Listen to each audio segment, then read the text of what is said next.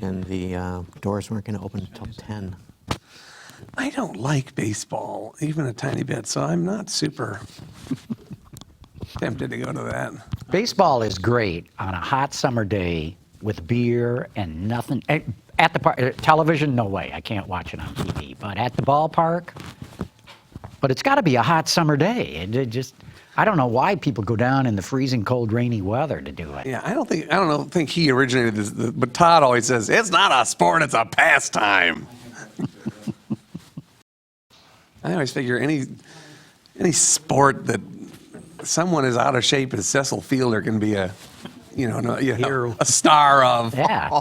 Can't be that hard. Well, he could bang it out of the stadium. Yeah. Oh, I saw him do it. Yeah, he had to, because if he had to run anywhere, they were going to tag him out in seconds flat. So if he didn't get it past the fans, He'd be a forget about it. power hitter and a power walker. Yeah.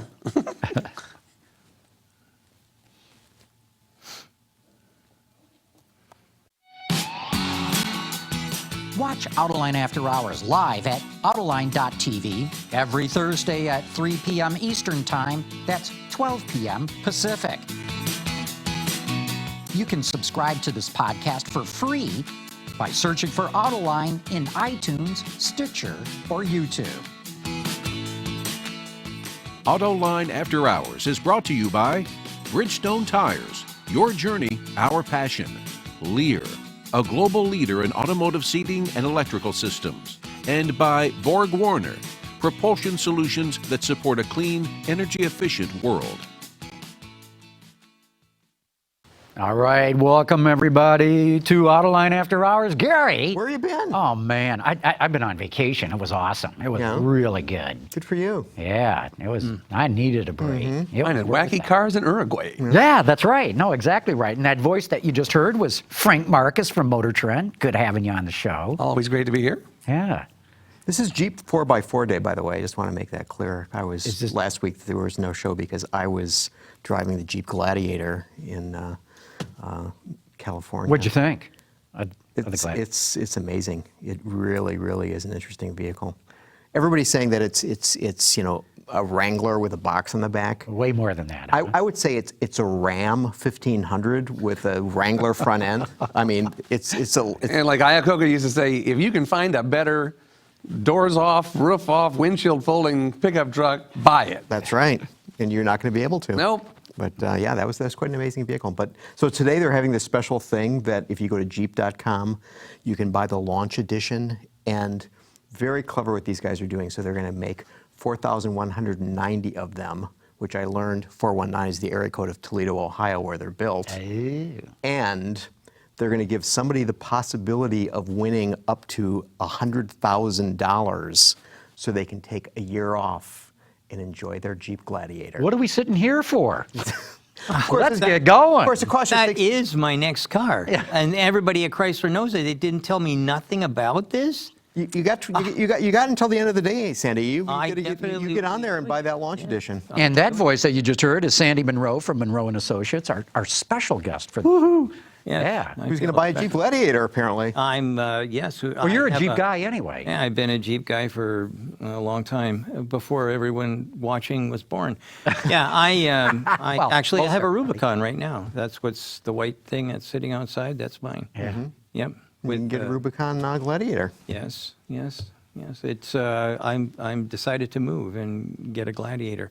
I saw it at the auto show. I was very impressed. Well, I saw the prototypes, but anyways, I saw the one at the auto show. I was very enthusiastic. I asked my wife, and she said, "Well, all right."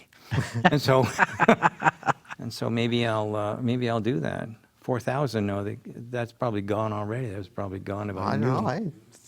Did you put your name in? No, because the launch edition costs $63,000, and so I just don't know that. But just think, the person who wins, basically, they'd get a Gladiator and approximately $37,000. It's not a bad deal.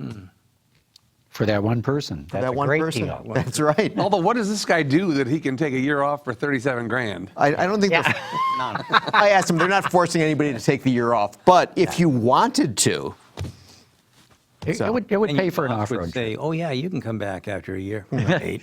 But we're not here to talk about Jeeps with Sandy. But you could. I Yeah. got lots to say. I like Jeep. Yeah. Well, yeah. Jeepster. Let's talk some of your latest stuff. You've been looking at this Chinese version of the Tesla Model 3, right? Yeah, well, actually, what we did was the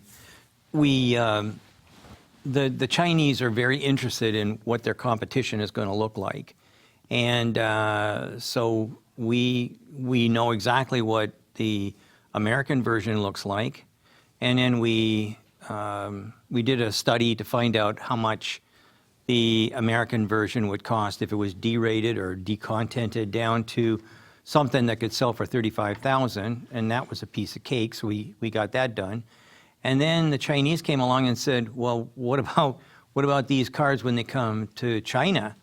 So we did another study. Munro does a lot of costing all over the world, and so we have the rates for labor, we have the machine burden rates, we know what the material costs are and whatnot. Okay, fine. So we did what we needed to do and worked our little magic. We've got a lot of formulas and whatnot. Boom. And we came out with, here's the cost walk. Here's the one that we've got right now. We know what that costs. And again, when I did the costing, I did not cost stupid. I don't know how to cost for stupid. If somebody at Tesla wanted to put in 50,000 robots that don't work, that's their business. I'm just looking at, this is what it should cost. And then we did the next version to get a should cost with a decontented $35,000 vehicle. And then we did the version that would be made in China for the extended range. And we did the same thing with the decontented Tesla. And then lately I've been very popular. And what wound up happening was I gave a couple of little tips on what we think is going to happen. I can't remember who it was, but somebody interviewed me and they said, "Well, what do you think Elon Musk is going to do?" And I said, "Well, if it was me, I'd be making all the low-end cars, like the inexpensive cars in China. I'd make the expensive ones in the United States, and then because he's a special relationship with Chairman Xi. I don't know if you know about that, but No, what's this? Oh, he has his own citizenship. What? Elon Musk got an honorary citizenship. Elon Musk got the last of the big grants. There's no more big grants. Like NIO was one of the companies that I was visiting. They want us to help them a little bit, and they were moaning and groaning because Elon Musk got benefits. What do they call it? Granted land or something, and they got help with the building, and they've gotten help with whatever, them and the folks at Panasonic. But NIO was told, yeah, you got a nice car. Find somebody else to build it for you. All right, before we go further, for those who don't know who this famous Sandy Munro guy is, to sort of give a little context here. So Munro and Associates has specialized in disassembling vehicles and finding design for manufacturability improvements that companies can use. And that the last time we had you on the show, we were talking about the teardown that you guys had done in analysis of the Model 3, and before that you'd done the battery system for the Bolt EV, and before that it was the BMW i3. And before that, it was the Volt. And we've done, if you can think of any kind of electric vehicle, we've gone and had a look at it. I've been thinking that, initially, okay, so I'm an engine engineer by trade, and I should be really upset about all this electrification and everything, but I'm not. As far as I'm concerned, a battery is just another gas tank, and maybe I'm an engine engineer, but I do like to go fast. And so I want to know about how are these electric vehicles in the process of going fast? I mean, what are they doing to make that happen? So we tore apart Prius, we've torn apart the Leaf and blah, blah, you name it, and we've probably looked at the big three. The big three for me are the electric motor, the battery, and the chemistry that goes along with it. and the electronics. Those are the big three. I really don't care anymore about suspensions. I don't care about bodies. I don't care what the seat is or anything else like that. We do cost it to make sure that we know how everything is done. And there are other people that we have at customers that are very interested in how did he design the seats, or how did they design the instrument panel, and what's the magic and whatnot associated with the HVAC system. So I got guys that do all this stuff, costed everything out, and actually we redesign things. So many companies will come to us and ask us to, here's my car, we're not making any money, we got poor quality, look at it, and in 6 months we'll give it back and say, here's about 150 to 300 to 500 or whatever ideas that you can use in order to reduce cost, improve quality, and actually add more function. The last time you were here, you were talking about how the big three, meaning the domestic automakers, Yeah. weren't all that interested in what you were doing, but people from other countries were. Yeah. So this China job that you had, who did you do this for? Can you say? Yeah, I can say, but I will tell you, there's only two American car companies, GM and Ford. I look at Chrysler as part of FCA, so it's a European company. Chrysler has purchased our studies. Okay, well, actually, let me rephrase that. FCA has purchased our studies, and actually, we're working closely with them on other parts of the Tesla that I really can't talk too much about. But in essence, Chrysler is bought all this stuff. The only people that I know of that are big car companies that haven't been interested is Ford and GM. So actually, just recently, Toyota purchased first the powertrain, then they purchased the rest of the report. And last week, they bought the BMW i3 report, which was a big surprise. And then shortly after that, I had to sign an NDA for these guys, but another Japanese car company bought the BMW i3. I'm guessing that they're looking at how do we reduce weight, because I don't know if you're aware of it, but weight has gone up in cars since the 60s. They don't go down in weight. They always go up in weight. And now you're getting into how much will I pay per pound. It used to be nothing. Then it went to about 75 or 80 cents. Then it went to $1.25, blah, blah, blah. Now it's about $2 a pound. They'll pay $2 a pound to get rid of the weight because they need the range, or they need fuel economy, or what have you. I don't know what all is out there, but $2 a pound is about right. So at the end of the day, everybody else is very interested in these kinds of things, but I guess Ford and GM have their own focus. I do know one thing, though. We tear apart everybody's cars. We look inside, and well, not everybody's. We only look at the ones that are special. Like we're not an A2 Mac 1. We don't tear all cars apart. We only tear apart the ones that I pick. And quite frankly, I can tell you for sure, nobody's got electronics at all like Tesla. And as you probably know, there's no, I don't know if you know this or not, but anyways, the Tesla report, I kind of got the word that Tesla is going to drop from, I think it's 1.8 kilometers of wire inside of their car down to about less than 100 meters. Wow. How do you do that? How do you do that? Multiplex the we out of it.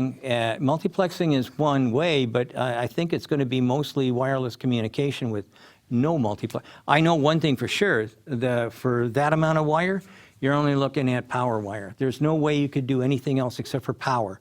That's it. And Can they send signals down power wires? no, everything's going to be either Bluetooth or some short range kind of communication. Sounds hackable. I doubt it, but there's nothing really more exciting than and more mysterious than Tesla's software. I trust it more than I trust almost anything else.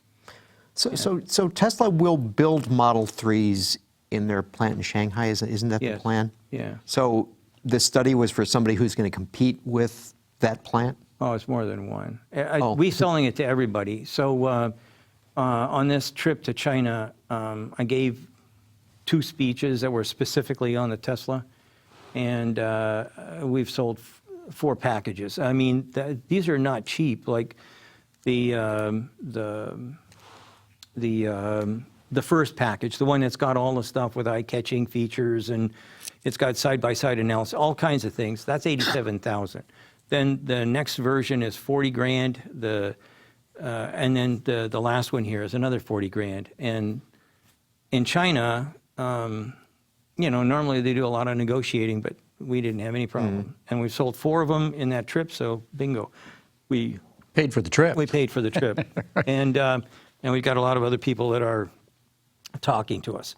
Just the big thing is it's hard for them to get rid of, they can't buy in U.S. We're not interested in RMB, and they're having a hard time sending U.S. dollars outside of China. But most of the car companies in China are interested. Well, let me rephrase that. Most of the big ones, because there's like 380 something car companies in China right now, and not all of them are going to buy our report, but tragically. Hey, we got a question here from Dave Tuttle, and I should add to anybody who wants to get a question in here in the audience, shoot us an email. Send it to viewermail@autoline.tv. We'll take phone calls too, and that number, 620-288-6546. Keep them short. Whether you're writing or phoning in, we're much more likely to get to something that's short and to the point.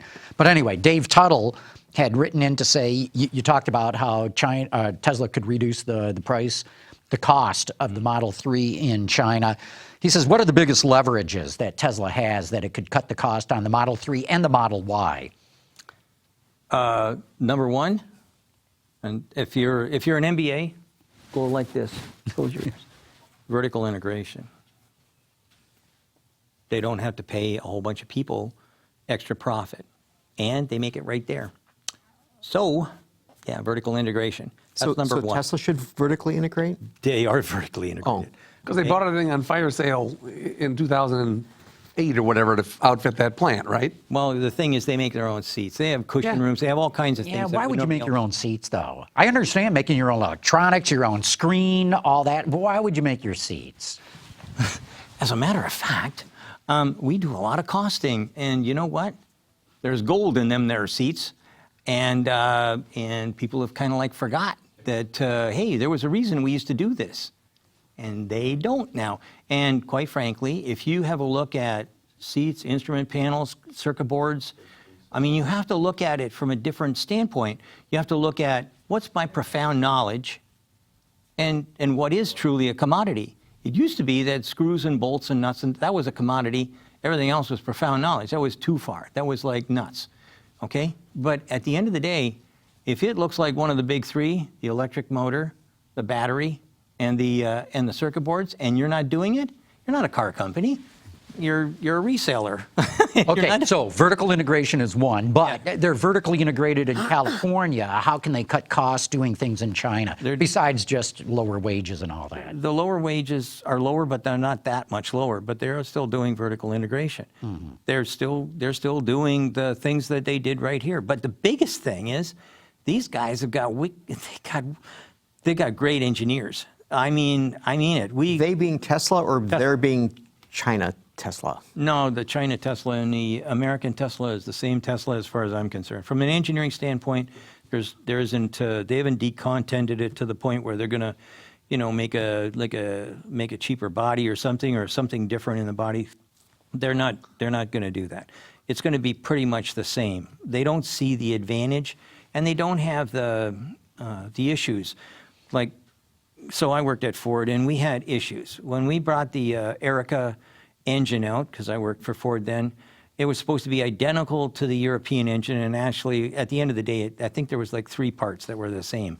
It was the same thing with the Erica went into the hell was the name of that little car that is no longer around? Fiesta? No, it's even before that. The very first little box. Ka? No. Anyway, it doesn't matter. But anyways, Escort? that car was the same. Escort, yeah. that thing was the same deal. Oh, it's going to be the same. No, it's not. Yeah. It's not even close. So their engineering is to die for. They do a lot of vertical integration in the right places where they've got where they can see how they can make a lot of extra money. And like I said, we do costing. We know how much everything should cost, and then we see what the price is that's been negotiated. And why can't you go from the cost to the price? Because somebody is making a lot of money in between. And that's the way it is. But so, the last time you were here, you were pointing out a part on the chassis and said that it was way over-engineered and that Yeah, it you was. need to do that. yeah. I mean, has that Not been... the chassis, the body was like outrageous. But, I mean, has it been changed? I don't know. We sent them 230 ideas that said, hey, if you do this, your costs will go down. You'll have these extra features. You'll have higher quality. You'll have da-da-da, all that other stuff. I don't know what they did. It's actually, we don't work for Tesla. Otherwise, I wouldn't be sitting here. I mean, if we have a customer, Oh, come on, you love us. well, we would sit together in a bar someplace Right. as usual, sopping up drinks and whatever. But no, we just don't talk about customers, so I wouldn't be doing it. But this has turned into like, I'm not kidding you, a money machine. It's amazing how many people want to know about Tesla. And you were telling me about, I found a new source of pain. Analysts talking about things. Holy mackerel, where these guys get their ideas from or where they get their information from is beyond me. But I can tell you one thing for sure. I know they didn't tear apart one of these cars. I know they don't really look at what it is that's going on. I'm sure they're good readers. Readers are leaders, but sometimes they're liars. And quite frankly, I've been on a few of these little shows, and somebody says, well, such and such from wherever says this. And I'm sitting there and going, that's not true. Well, he said it was. I said, well, it's not true. And then I'll reach over, like I've got my books right over here. Somebody says something that I know is not true. I got pictures.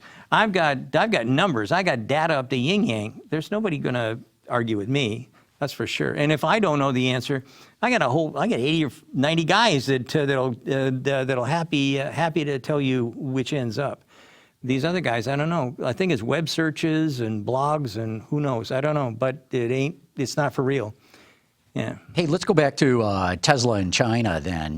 They're building this assembly plant. Yeah. They broke ground, I guess, this year, and Elon says he's going to have cars running out of it by the end of this year, and everybody else is going, that's impossible. It takes 2 to 2.5 years to get a plant up and launched and all that. Do you think he can do it? Well, I'll tell you what. I've been very impressed. China has a work ethic that maybe we had here at one time, but it's not been in my lifetime. Their work ethic is like out of this world, and when they move, they go like a house on fire. They call it China fast. Shanghai or Shenzhen fast. Well, Shenzhen says Shenzhen fast. The rest of China says China fast. Well, it's pretty damn fast, and I've had a chance to work with a couple of companies, and they decided they were going to do something. They're going to put a building up, a factory. Mostly what I've seen is factories that are going up for appliance companies. And one day you walked around and you're looking at it and you're going, well, this looks like a big dirt path here. I don't know, why am I here? Well, we're just wondering. We're thinking of doing this here and this here and this here. Yeah, fine. Got a drawing? Well, we're making them up. Next day, there's somebody drilling holes to put up the pillars and whatnot. Well, where's the drawing? Oh, we know approximately where everything should be. So we're just getting this going, and we'll draw it. And so this is like the old-fashioned Toyota. They used to get halfway through the job, but they just didn't finally cut the stamping dies or whatever. They just machined them so far, and then waited until the drawings caught up. I mean, that's kind of the way they are in China. They move wicked fast. So if Elon Musk says something, it's hard for me to go in and say, oh, I don't believe it, because everything he says turns out making me look stupid if I say it doesn't. It can't be done. So here's another question from Dave Tuttle. CATL, the big Chinese battery company. yeah. big. Looks like that's who Tesla's going to go with now. Could they, for the cars in China? I think aren't they going to source their batteries in China? I don't know. I can tell you think that so. there's a great big giant Panasonic factory that's going up. Oh, okay. That I do know. Actually, the Panasonic, LG, Samsung, and I don't know who the other one is, but they're all coming to China. They're putting up factories. There's a huge amount of industry movement, if you like, to get into China for the electric cars, because here we're fighting progress, right? Like a bunch of Luddites, we're not going to move on that. No way. This is going to be ruining our lives and everything. In China, they're going faster than the Europeans or anybody else as far as electrification. I have a gigantic report that was done by Gasco that would knock your eyes out. It'll make you weep. It'll make a lot of people weep if they ever got their hands on it. At the end of the day, the movement there is serious, and the people who are real players, like the battery companies and whatnot, they're not fooling around. They know this is serious. So are they counting on costs coming down as the incentives go away? Because we're hearing a lot about that lately on China. Well, the incentives are definitely going away, but I've got a chart that, I don't know, did you get a chance to? I gave it to them. I don't know if they've got it. What's the chart about? Well, the chart shows where things were for incentives. Actually, I just happen to have one here in the oven. So this is China incentives or incentives here in the U.S.? These are all China. China incentives are going away. Well, they're going down. They're going away. Chairman Xi does not want to pay people to go and buy a car.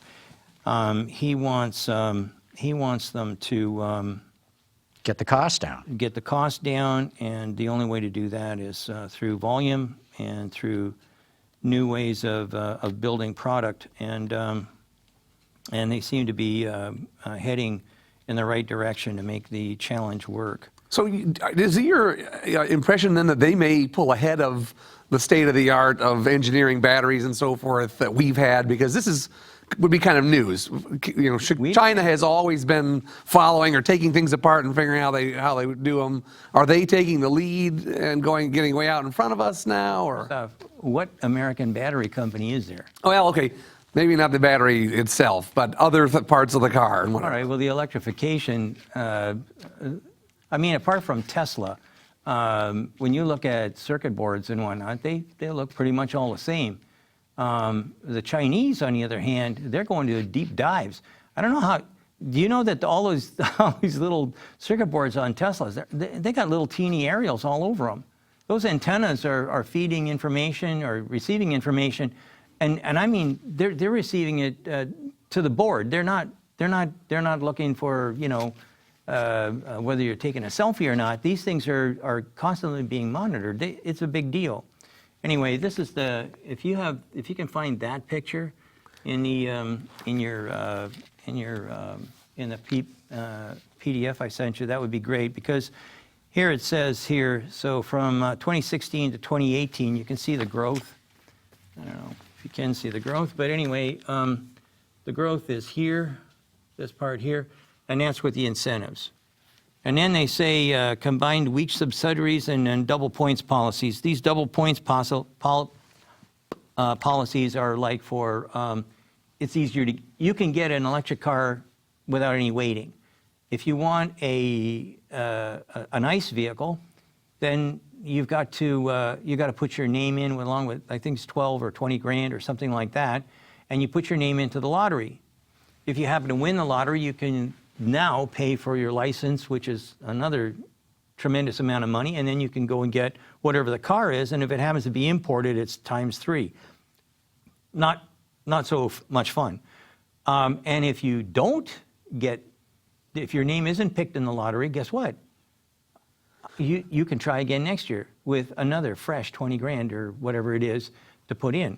So this kind of double penalty or double point stuff is a big deal. And then you also, like, the government isn't going to give you a subsidy, but some of the cities will give you little things to make it worth your while to buy an electric vehicle.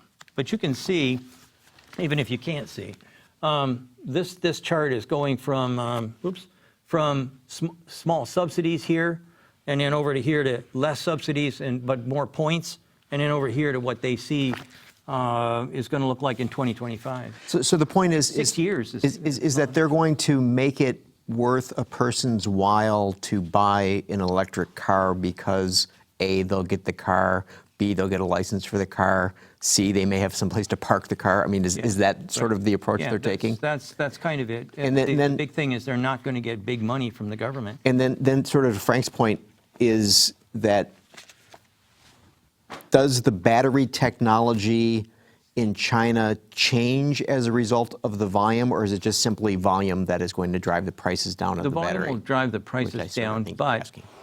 you know, if you want to have battery technology, and if you want to have motor technology, you have to have one very important element, rare earth materials.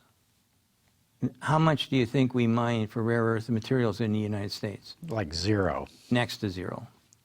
We have the biggest deposits on the planet, but, oh no, I think that's going to ruin that cactus. Are you shitting me? But anyway, that's the way it goes, right? Everybody here is like, let's hug, let's no, leave that alone. Okay, well, here's the thing.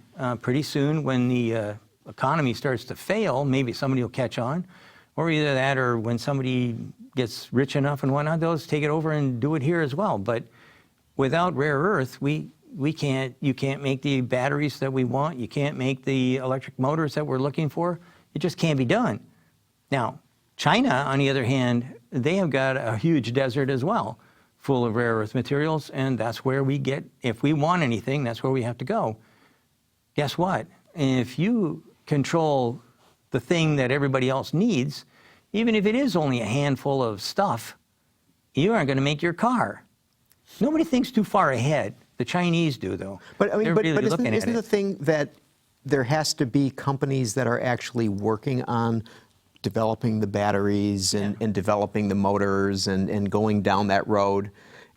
And I mean, is it your sense that in China and in Europe, more of this development is going on than is going on here in the United States? Absolutely. So you could have mounds of rare earths here, and people would go, "Pfft, Yeah, who So what? cares? Yeah, we're gonna drive big V8s. Oh, I mean, are we more getting to big the V8s. point where Americans are going to take Chinese cars apart to figure out how in the hell they did this, whereas they've been doing that for decades and decades the other way around? Yeah, and quite frankly, that's one of the things we're being asked right now.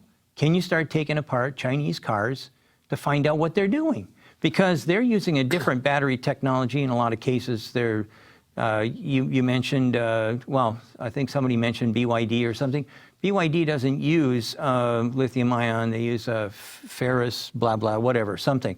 Anyways, their batteries are pretty much literally bulletproof. They don't catch on fire ever. You know, that they've focused on that because they want a lot of safety. So they sell buses and big trucks and whatnot. That's also kind of a revelation. Safety has not been number one in our, worldview of how the Chinese ever, Well, I'll tell you what, if you if you get into a car accident and you injure somebody in China, you're going to go to jail for a long time and you're going to be paying for the rest of your life.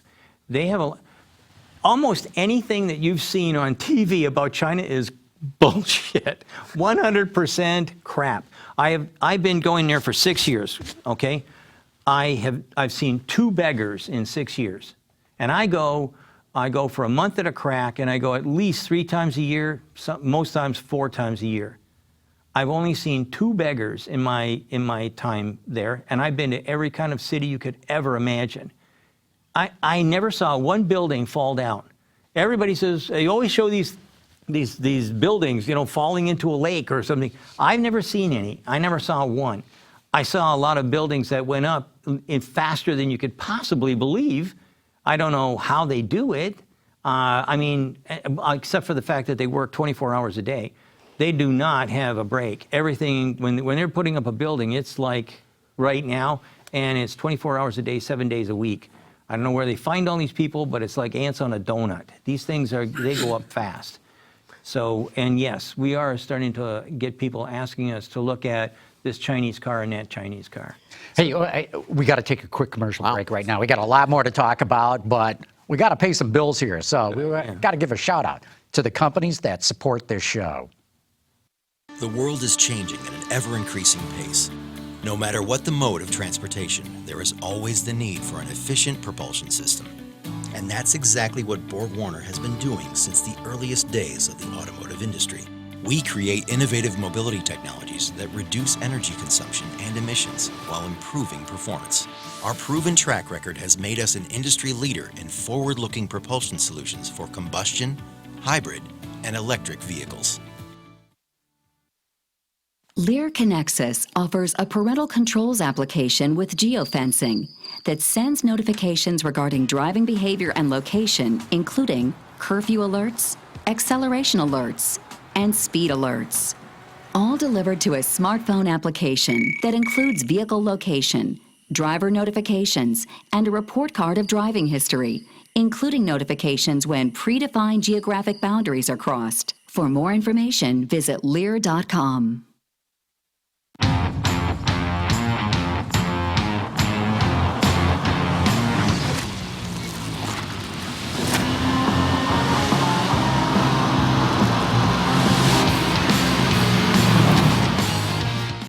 Yeah, well. Okay, we're back, and this is the part of the show where we always bring in Mr. Dr. Data. Okay, so I actually have a number here that I'm beginning to think that maybe Sandy will get like that. Okay, You're so way too generous. trust me on this. So, Katie, could you please bring up the thing? So the question is, what is T3? This is not the Terminator movie, okay? And it represents an investment of $1.45 billion. T3, what could that be? Well, see, I'm proving you're wrong. I don't have any idea. And it has something to do with what the general vicinity we've been talking about. And it's not Tesla 3 or anything like that. So $1.45 billion,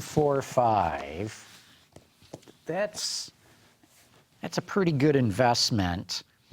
T, I'm going to guess, if it's not Tesla's transmission. And so I'm saying it's, wait. There was an announcement. Somebody working with somebody to come up with a new, it was Geely working with, I can't remember now exactly, to come up You're with in the right country. Oh, that was very generous, yeah.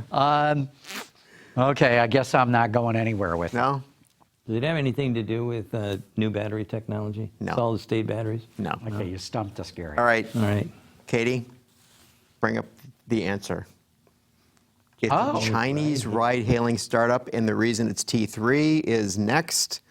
So those three car companies, FAW Group, Dongfeng, and Chang'an, okay, are the ones who are behind it. And then there's actually 10 other companies, including Alibaba and Tencent. So they want to take down Didi. Exactly. So, but I mean, just think Wow. that 1.45 billion that they have invested. I'm trying to think what the Yeah, but that's investment just- is that's in the only- ride-hailing. that's- Are they that's buying only- the cars, or what are they spending the money on? They're going to probably supply the cars. But really, You'd have to. 1.43 billion is nothing. Nothing. Nothing. You know, that's Lyft 50 cents a car. That's 35 cents a head. Really? In China. In China. Right. Yeah. Well, I mean, so you were about to point out that Lyft just, had its IPO. And $22 billion and so change. yeah, I mean, that was the valuation Right. of the company based Right. on that. And but the interesting part is that Lyft lost $911 million last year. Okay, so they lost that much money. How are they going to make any money? Because, look, everybody's looking at Lyft and Uber's bleeding red ink too, and I'm sure Didi doesn't make any money. This is early days. All the investment community, the VC, the venture capitalists look at is what's your growth, what's your top line growth, what's your gross margin growth. And if those numbers look good, they don't care if you make money or not.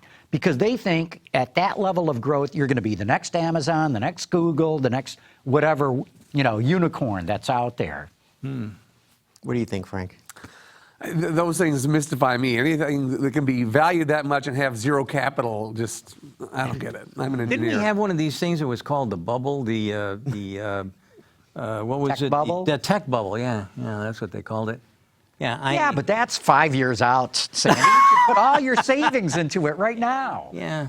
I remember when people were getting 30%, and everybody saying, you should put your money in there. And I saw the bonds were giving me like 11 or something like that. Put all my money in bonds, and then the next year, how did you know what was going to happen? Well, it's when it's stupid, I usually want to go somewhere else. Yeah, so that's, yeah. Gary, you had some other topics you thought we should get into as well. Well, I mean, before leaving China entirely, I thought Well, it we'll was... probably come back to it, too. Well, I thought it was interesting that yesterday Ford made an announcement of its China 2.0 program, and I thought this quote from Jim Hackett was rather interesting, and he said, and I quote, "China is leading the world with smart vehicles and is a key part of Ford's global vision for the future. We are excited about seeing more products developed in China, for China, and from China."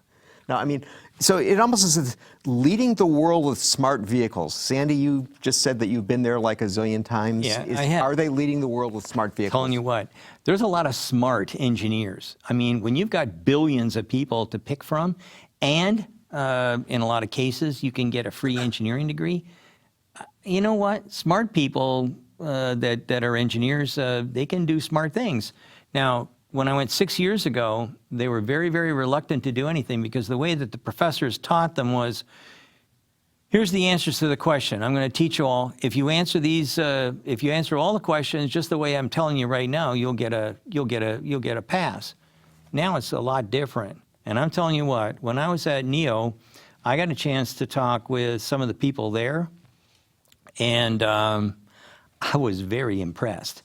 They know about costing. They know about electronics. They know about is the NEO going to be a real company? I mean, so this is a company that is bunch of going to NEO come out, and they're selling some crossover, Yeah.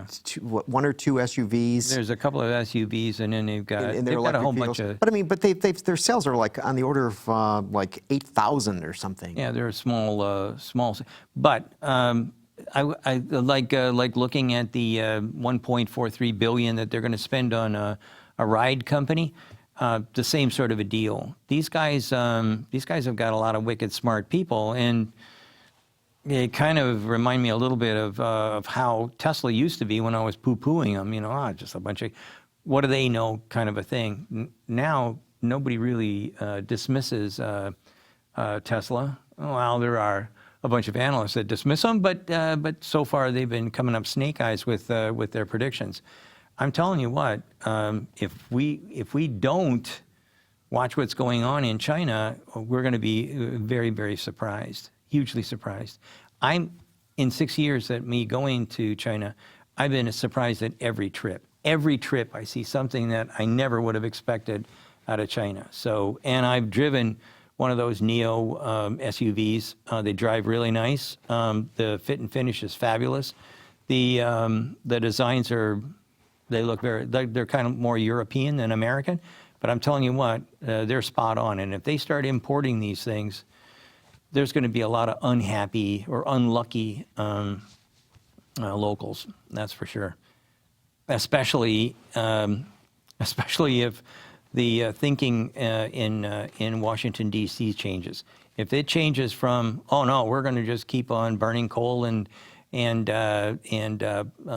the atmosphere with carbon monoxide from a car, if they keep thinking like that, something's going to happen, and we're going to be eclipsed. Well, we had Michael Robinet on the show about 3 weeks ago, a month ago, and he's an analyst with IHS Markit, and a smart guy, just by the way, Sandy. I want to emphasize that he's a smart guy. Okay. And he basically was making the point that, in terms of powertrain development, that, they don't see any new powertrain families being developed after, what was it, 2021? Or 22, Something yeah, like right, that. right around the corner. And that basically, looking at the technology developments that are going on in Europe and China, that he thinks that we're becoming the third horse in a three-horse race in terms of automotive development. So Frank, I mean, you spent a lot of time looking at automotive engineering and technologies. I mean, what's your sense of things?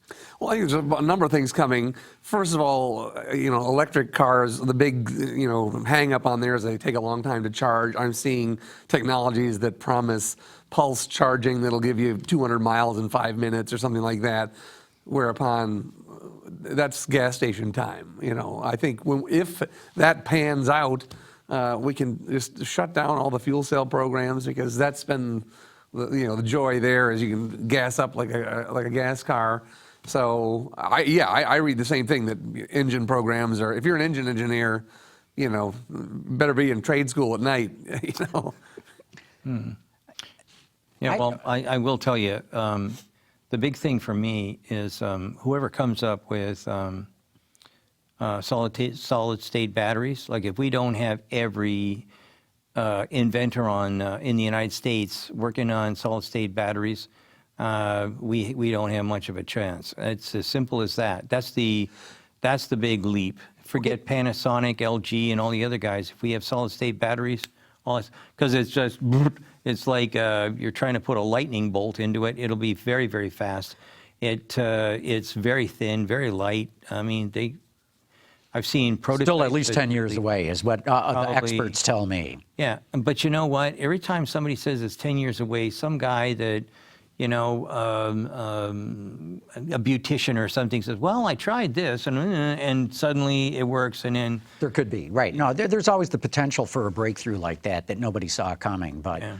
I think that it's all going to come down to dollars and cents. I personally believe that nobody can make money, profit, good returns on selling an electric car unless the price is around $48,000. That'll change. I know it'll change.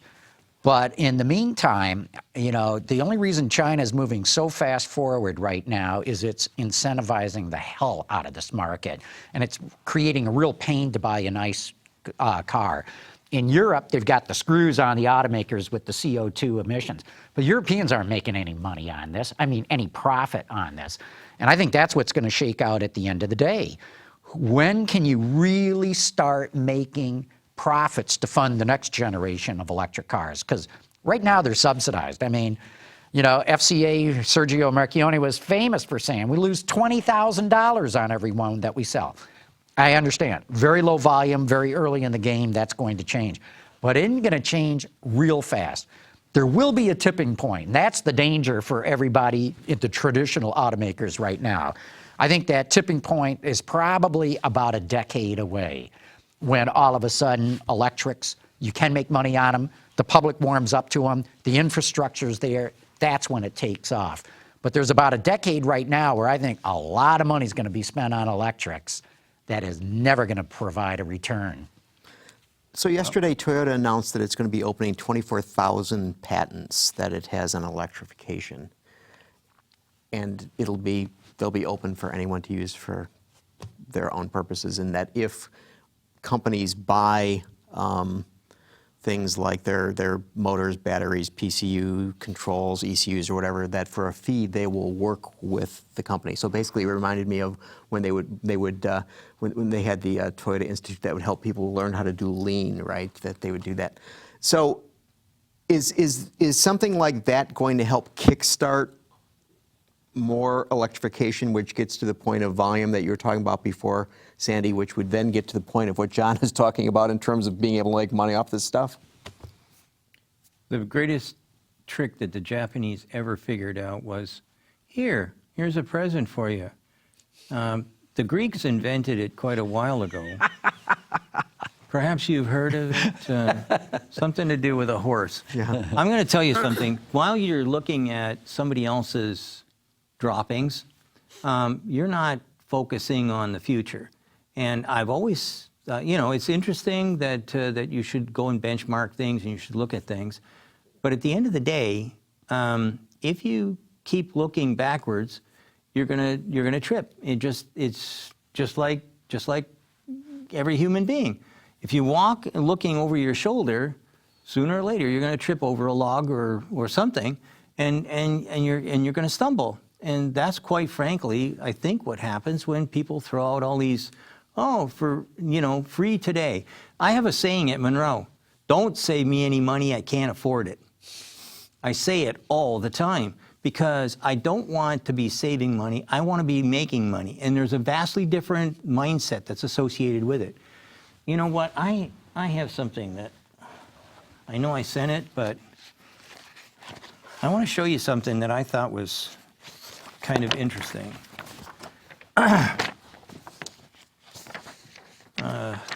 Here we go. Okay, so can Here, let me hold it up. okay, good. Okay, so so anyway, here, while you're holding that up.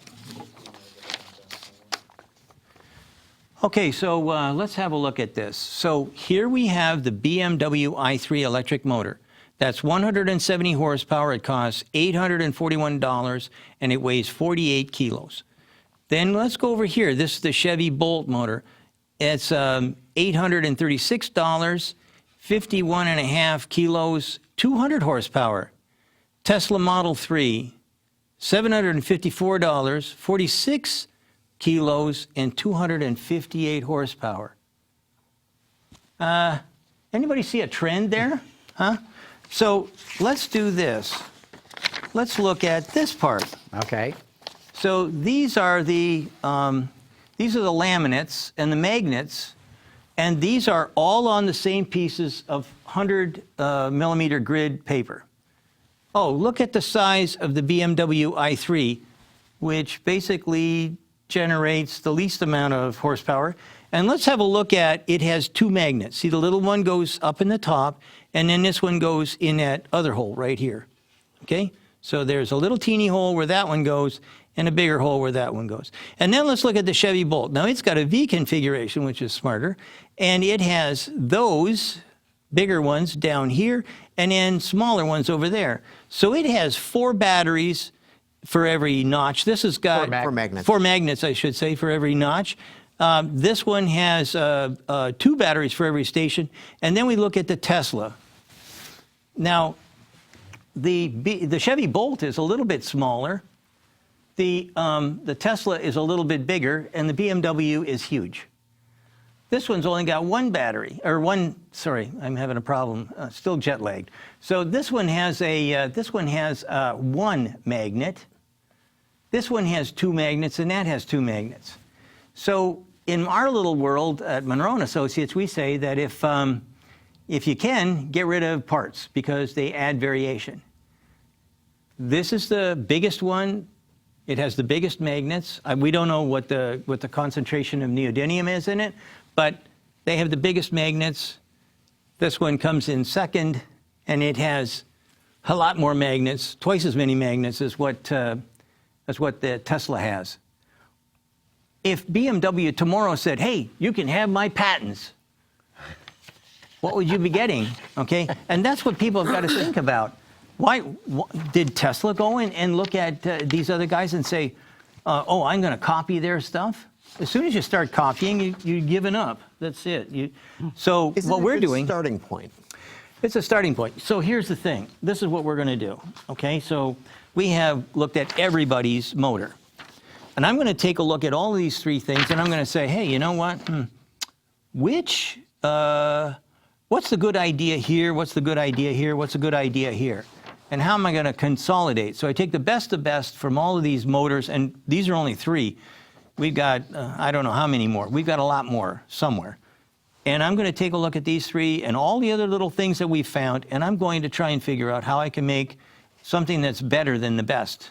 And the rare earth thing is a big deal there, because I know that GM reduced the amount of neodymium or whatever they needed by having that peculiar shape of where they put them and so forth. So there may be some savings of having 2 of them, that one's much lower rare earth than the other one, or I don't know what. But okay, so you like to drive cars? yeah. Do you like to drive slow cars? No. Why? Why? It's saving money on the neodymium. I'm going to tell you. I have driven. Well, they said the performance. They got the performance with less rare earth in there because of their geometry of the magnet placement. As soon as someone starts looking for, hey, how can we cheapen this up? cheap is not frugal at all. Cheap means cheap.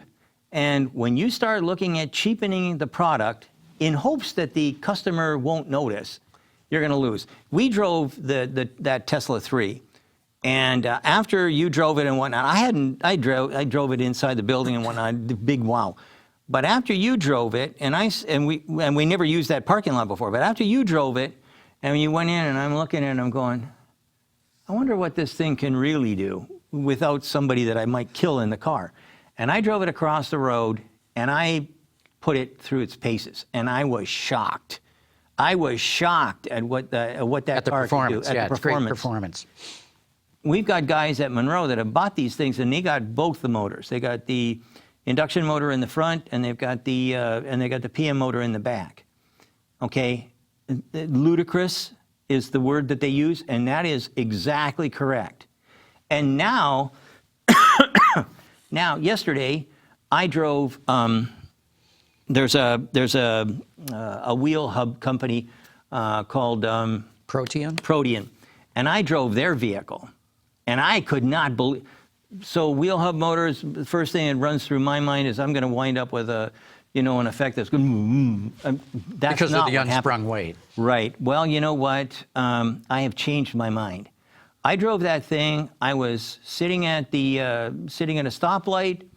I put the pedal down. I got thrown back into the seat, and I went, "Holy mackerel! How fast am I going?" And I was at 90 miles an hour in a heartbeat. I went around the corners. This thing is like, because of the way the motors are run through the controllers and whatnot. Guess what? The inside wheels, like on the inside of a curve, they're going slower than the outside wheels. And I'm telling you what, I raced cars. I never had a feeling like that, where I was feeling that secure. I think that there's a lot to be said for a customer that wants to go fast. If you want to go fast, I think you're going to be looking eventually at, maybe you got what do they call it, super turbo electric system that's going to fill your cylinders with air in just the right amount, and you're going to get to go fast a little bit, or you're going to have an electric car that's going to get you to sit up and take notice. Well, yeah, and there, the speed isn't the magnets necessarily. It's how fast you can get the electrons, out of the battery and into the motors. And they got a lot of magic at Tesla along those lines too. This is huge magic, and I'm telling you what, in all of my years, I've never seen anything that's so dramatic between this and this and this. These are all current in the marketplace, and I haven't seen anything from an electric motor standpoint that looks like this.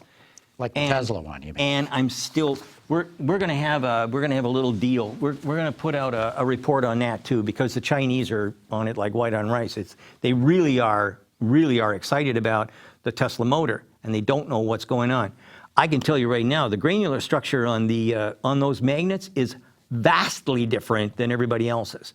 The chemistry is vastly different than everybody else's, and I'm pretty sure that the housing has got some kind of magic in it. I'm not sure exactly how it's working, but I do know one thing: it changes its characteristics. It changes the characteristics of that electric motor. We're also taking apart the induction motor that's in the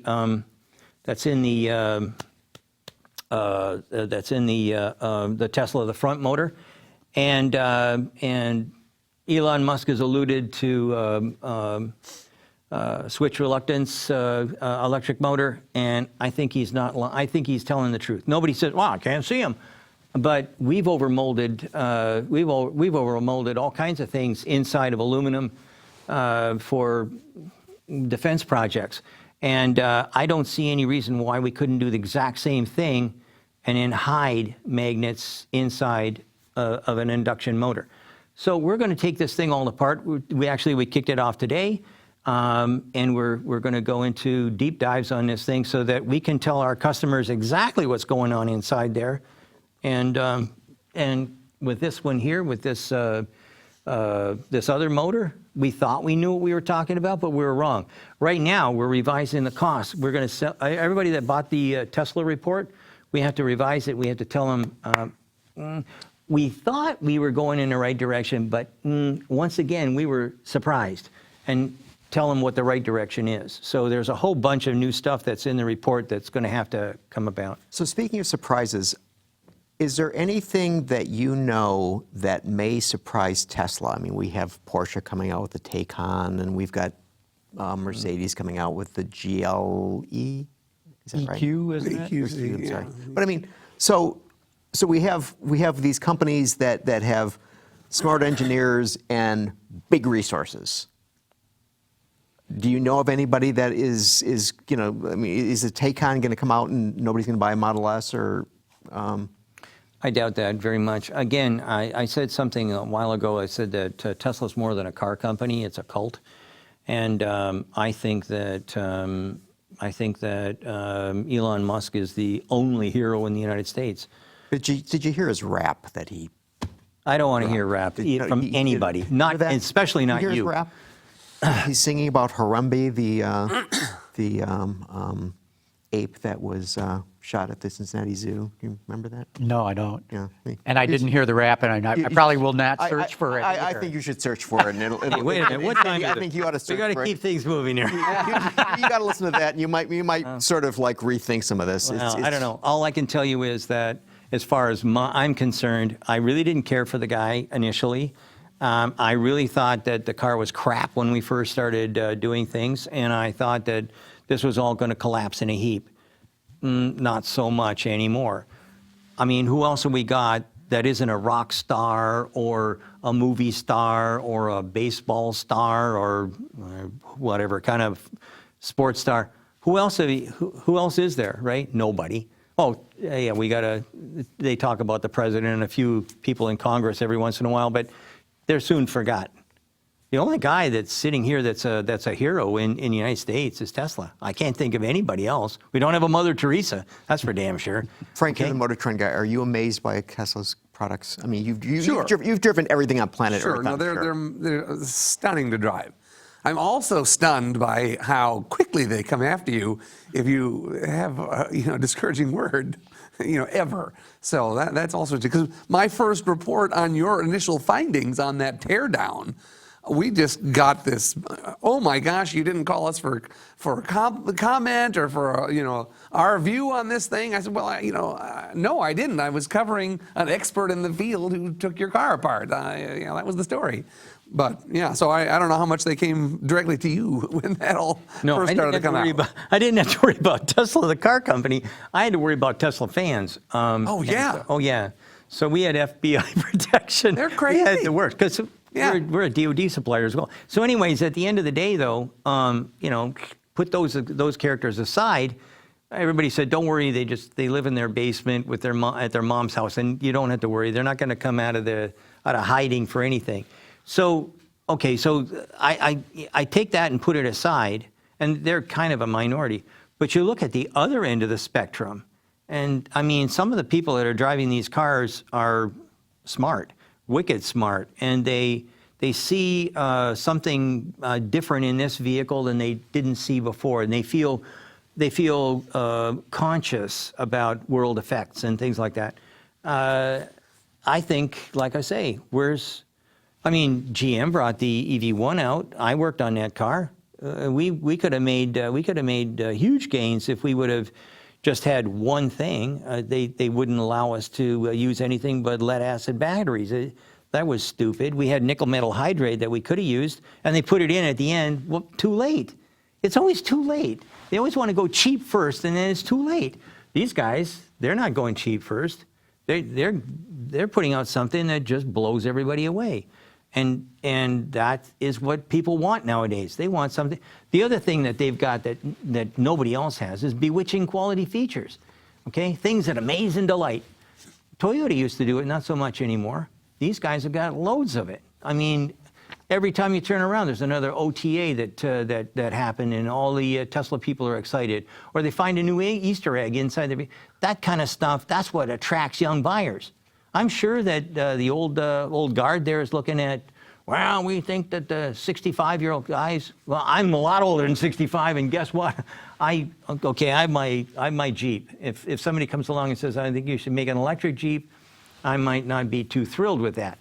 But if I was going to buy a car, if I was that 35-year-old guy I used to be, or 25-year-old, I used to have nothing but sports cars, and that'd be the car I'd buy, because I like to move fast, or I used to, and I like to feel the thrill of driving, and I don't feel the thrill of driving in too many existing cars. So Somebody just wants to go to Costco and they don't care about this thrill of yeah, driving. that's what I heard. Yeah, I heard you that. know, yeah. Hey, look, we're going to have to wrap up this part of the show. And I say this part because we got a ton of questions. We got some phone calls. We're going to have to get to them too. But I'm here for you, buddy. yeah, no, well, I think we're going to wrap up, this part of the show. And I have one thing then. okay, One thing. get it in. Tomorrow, I'm signing an agreement. I'm going to be working with a company called Hinduja. And the reason for that is because people have said for a long time, hey, you analyzed this product, that's great. And you gave us all these kind of ideas, that's great. Can you go any further? No. Why? I don't want to hire any CAD guys. So with these guys, they're going to park people in. We're going to be working together. I don't know if you got a chance to see this Quid. Have you seen this thing? You might want to slide down and have a look at our place. We've got one sitting there. And anyways, it sells for $4,500 in India, and it's a real car. The doors close. I mean, it's got screens. It's got everything. So that's the first one that we bumped into that looks like we could work with these guys, and they want to work. So tomorrow, you have a scoop. Everybody else will know tomorrow except for you guys. Okay, No, everybody good. know right now because we're live. Yeah. so. Yeah, well, actually, Carmen in the control room says, no, don't end the show. Keep on going. So we're going to keep on going. What? Yeah. Carmen. Okay, so Jeez, I thought she was trying to get me out. here's a bunch of, we'll try to go through this rapid fire. Nose IM says, what about that Covetic aluminum material you talked about? There's a lawsuit. Keep on going. Okay. It's the shortest answer ever in history for you. From me, yeah. Let's see, Barry Rector from Indy says, are there any parts on the Chinese-made Tesla that you would recommend to be used on the American-made model? I think the parts are going to be pretty much identical. I think they've learned the lesson. There's no real reason for difference as far as crashworthiness and whatnot. China basically copies what we would classify as a crashworthy car and whatnot. So Marty Boyle Davis says, and I'm paraphrasing here, the software upgrades, the OTAs, is there product cost advantage to doing that? huge. So elaborate a little bit. Oh, I thought you were trying to get short answers. Yes, there's huge advantages. Let's think about it. My engine light came on. Can I have an appointment? Sure, that'll be next month. Okay, can you tell me anything I should do? Park the car in the garage and don't touch anything. Then you get the car in. Well, we'll have to have the mechanics look at this for about a week, as opposed to, I'm having a problem with my vehicle. I know we're seeing it right now. Do you know what's going to happen? Just sit there for a minute. Okay, your car should work fine now. They send Morse code? Yeah, it's kind of like, I'm trying to appeal to the older audience. He's giving us an audio Exactly. example of what software sounds like going over the air. Yes, if you listen really closely to those circuit All the boards, ships at sea. and all the ships at sea, yes. Okay, Kevin Fetty says, can you elaborate on the Model 3 oil/coolant heating method? He says stalling motor. I'm not sure what that's Absolutely. This is brilliant. And what makes it work is the super bottle that I brought in last time. The cooling system. That cooling coolant and heating for everything. system. Yeah. It's cooling and heating for everything. So what happens, you take the electric motor and you stall it. When you stall it, it gets hot, right? That heat, like the fluid starts going through, it has transmission fluid in the inside the electric motor. That transmission fluid heats up. It goes back to the super bottle. The super bottle has a heat exchanger. The heat exchanger takes the fluid heat from the transmission fluid, puts it into the coolant. The coolant then goes into the battery and warms it. That is brilliant. Everybody else has got heaters, electric heaters. This is free heat. It gets everything moving. I am so impressed with that. There's so many things that initially we thought we knew about, and then later on, how does this thing heat? How does it? And then you goof around and goof, and next thing you know, oh, wait a minute, look at this circuit here, because we can figure out quite a bit from the circuit boards. Yeah, no, that's a really amazing feature. Is that created because they're not car guys working on it, or was it because it was car guys who worked on it who weren't constrained by the things They're engineers. may have been done? We shouldn't say car guys because All right. they're engineers that aren't constrained. There's a lot of stories. A lot of people don't like to work at Tesla because there are virtually no rules. They don't have rules the same as what you'd have. For instance, silos. The reason that a super bottle can't be made at Ford, simple. Well, I'm the HVAC guy, and I'm the engine cooling guy, and I'm this guy. Silos. Yeah. So, anyway, what's the next one? Okay, we got a phone call. In fact, we got a number of phone calls. Carmen, let's bring in one of them. This is Clem Zarowski in Delmont, Pennsylvania. My question is, where are we going to get all the power grid to charge all these cars? We now have brownouts in the summertime because everybody fires up their air conditioner. It's going to take many, many new power plants, and there's always a big argument. We can't be polluting with the power plants. The only thing that's non-polluting is atomic energy, and you know that's not going to go anywhere in the United States. Thank you. Frank, you up on that one? Oh, it's definitely a problem. You know, a lot of the charging is at night, so there's grid balancing and so forth. I'd love to see pebble bed reactors come in as a safer, less prone to runaway, nuclear energy thing. You can also scale those to the neighborhood size. So. Nuke on your own street? Yeah. There's something that we have failed to take advantage of. There's this creek just down here if you go south, and it's about a mile wide. It has a 17-knot current. We're talking the Detroit River. Oh, that's it. Yes, I forgot the name. Yes, but anyway, how many power stations do you see along the river? None. Why? Why is that? Well, that's not the way we do it. And that is the biggest problem. We are sitting on the biggest power plant ever on the Windsor side and the Detroit side, and we're not using any of it because it might eat a fish. And that is not a lie, because I have a house on Riverside Drive in Windsor, and I was told I wanted to put a turbine in, and they said, oh, we can't do that. A fish might die. And I could not believe it, because I can drop into the water. I have also, when I bought this place, I didn't know it, but it goes 150 feet into the lake, or into the river, okay? And I don't know how deep it is, but let's say 12, 14 feet deep. That's a lot of head being pushed by 17 knots.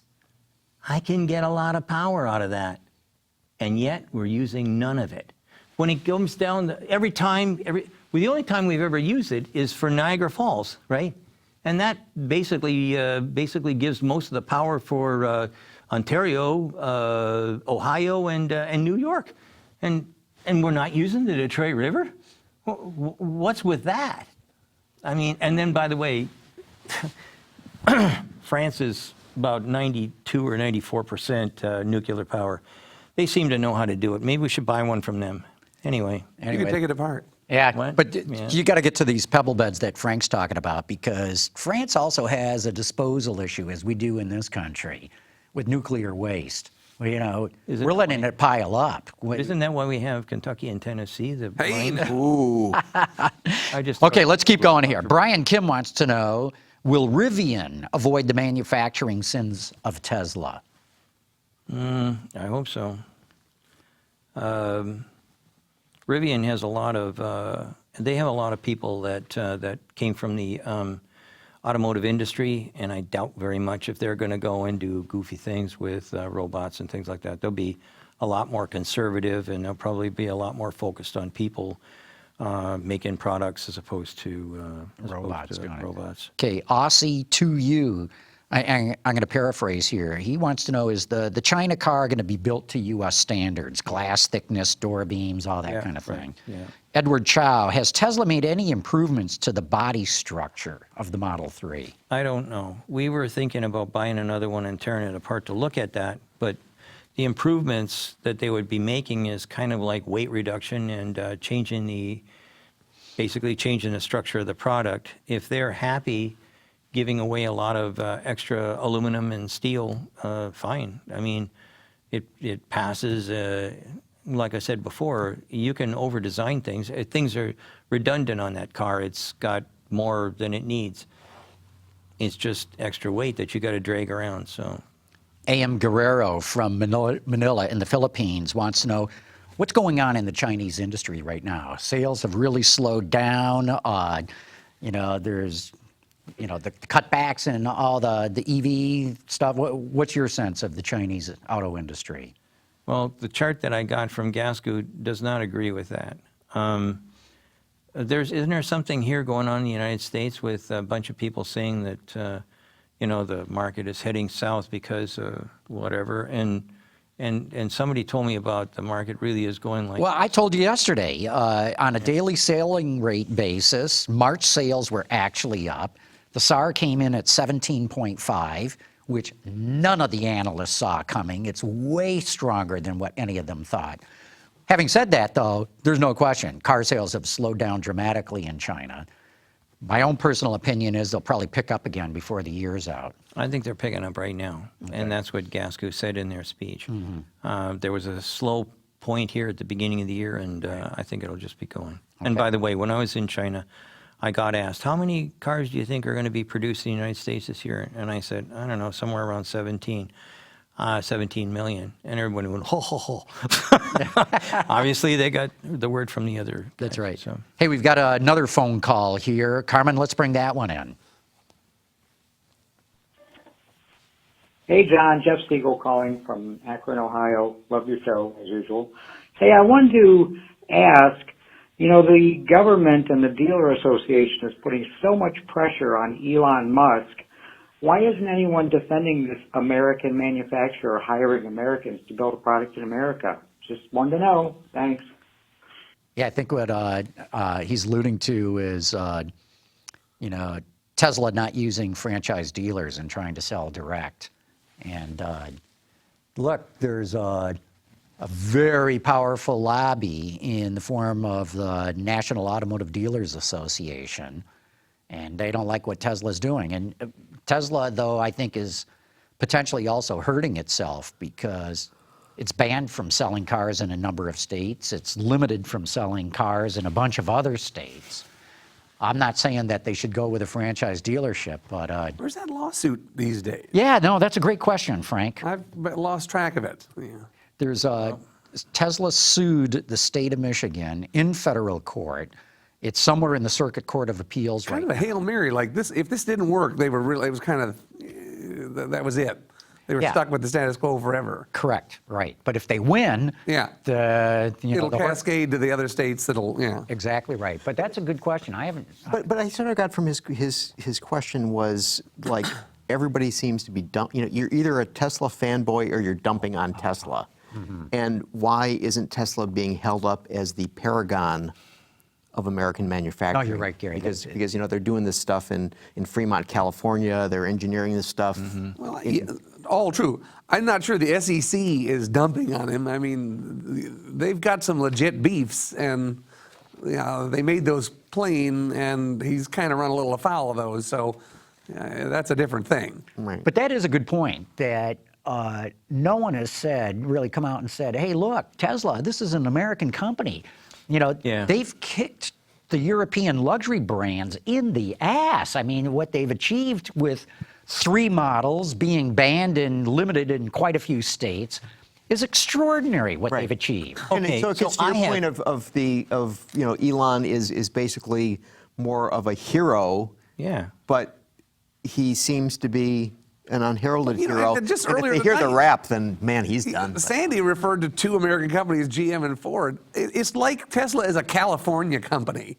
And everyone talks about California is the 5th largest economy in the world. We kind of consider it like almost a different thing. And that's the truth. Yeah. Everybody, California, there's the United States and California. It's like 49 states, Canada. They don't right? even need to secede. We already consider them. Yeah, but I would say this, yes, it's a California company, but I can tell you how many suppliers here in Michigan work with Tesla. You know, I got friends who do all kinds of work for Tesla. Right. And so, yeah, it's based in California. That's where it's headquartered. They're bringing the Silicon Valley mindset.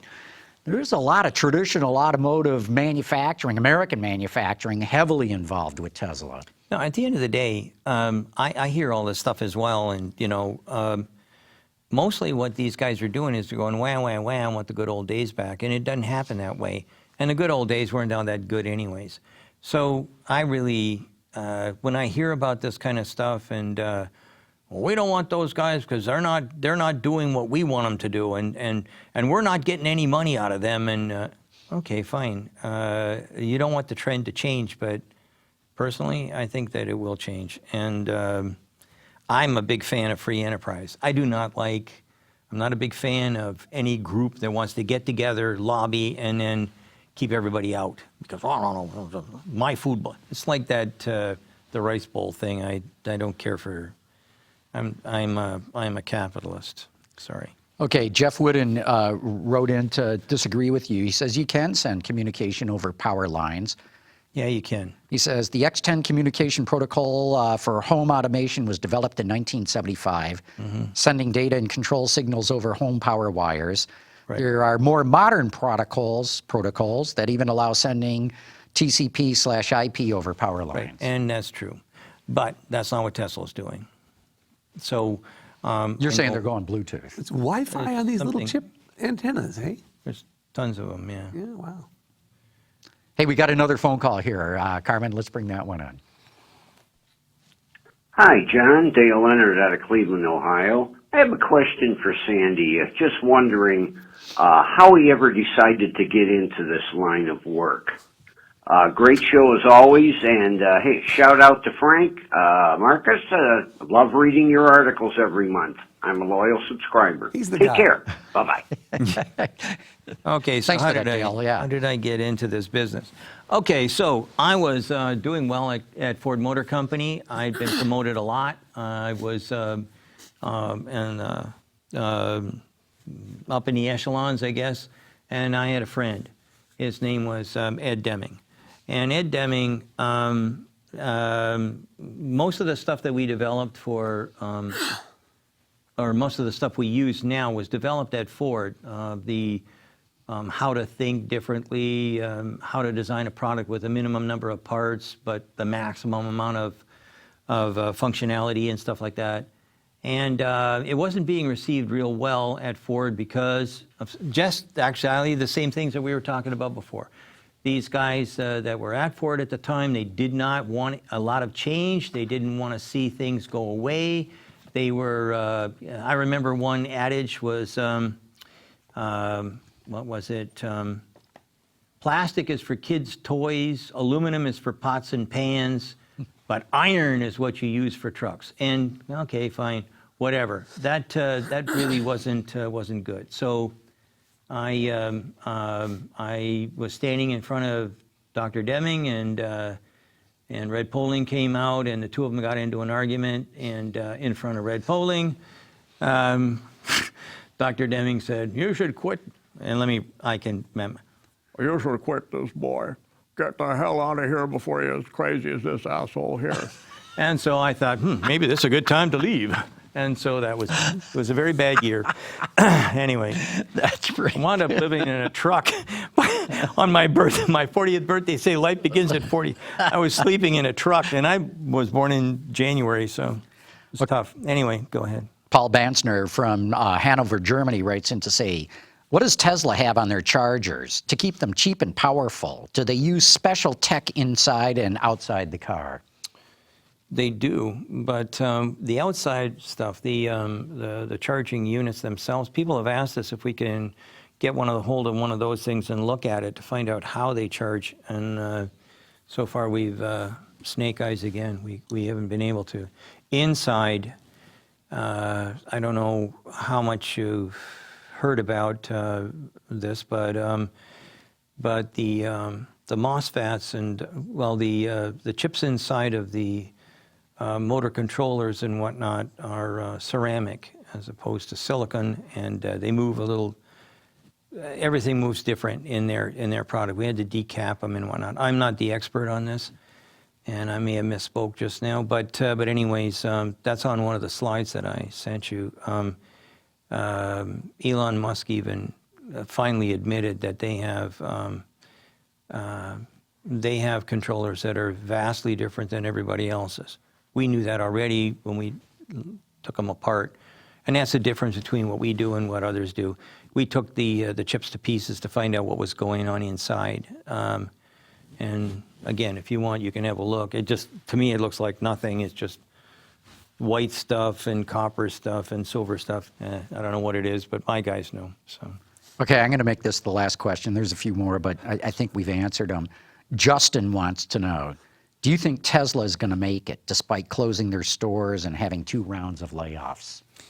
Not only are they going to make it, I don't buy stock. I'm not buying their stock because of an issue that I've been warned about. So tragically, I didn't buy. I can remember having this. Interview with John here at my place, and the Tesla stock had dropped down to, I don't know what it was, and then I don't know, about 5 days later, it went up by 30 or something %. So yeah, so if I would have had stock, I probably would have got investigated because I'd rather just steer clear of stock. But I think that Tesla is going to be a real winner. Yeah, I think eventually. Well, right now I'll just hold on to that thought, but I think they're going to be just fine. And you got another one popped up. Yeah, that's okay. We're gonna wrap up now anyway. So Sandy, this is an Edwards Deming quote, which I think is indicative of your thinking. It is not necessary to change. Survival is not mandatory. That's right, not mandatory. And I heard him say that many times. Your survival's not mandatory. And then he would stop right there. Everybody knew the whole thing, and your survival's not mandatory. You do know that, don't you? I also like this quote that he used to say that 75% of all the problems in a company are management's fault. And he said, I was wrong. Now I think it's 90%. Yeah. He always used to say, if you want to kill a snake, don't cut its ass off. Cut off its head. And that was his, again, I heard him talk in front of many management groups, and a lot of them felt very squeamish. It's like everybody had hemorrhoids all at the same time. So one-word answer, has things gotten better or worse in the domestic auto industry since the days of Deming?